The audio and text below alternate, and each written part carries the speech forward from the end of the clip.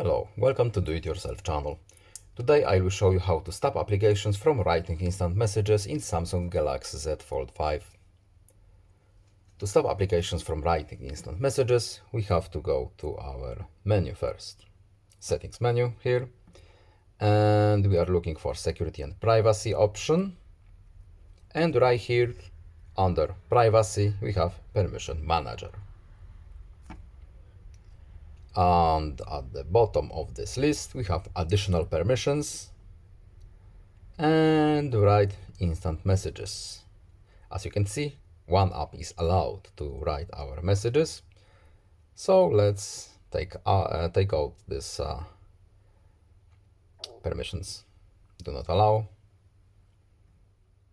Back out. And as you can see now, this app is not allowed anymore to write our instant messages.